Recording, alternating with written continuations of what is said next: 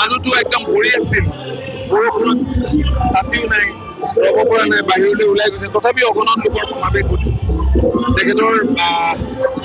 আগমনৰ বাবে সকলোৱে আশাৰে বাট চাই আছে আৰু বোকাখাতৰ ৰাইজৰ উৎসাহ দেখি মই অভিভূত হৈছো ৰাইজৰ মৰম আশীৰ্বাদ আৰু আমাৰ ওপৰত থকা বিশ্বাসৰ বাবে 2016 পিছত 2021তো আমাক অসম বিধানসভালৈ নিৰ্বাচিত কৰিছে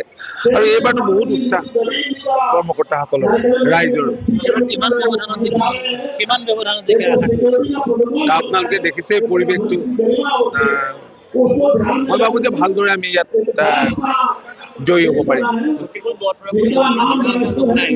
প্ৰতিকূল বতৰক নেওচি হাজাৰ হাজাৰ লোক ওলাই আহিছে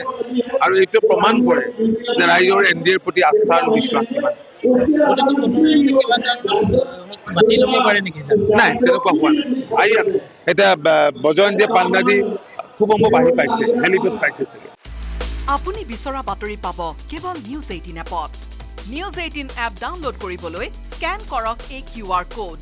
গুগল প্লে ষ্টৰতো পাব এই নিউজ 18 এপ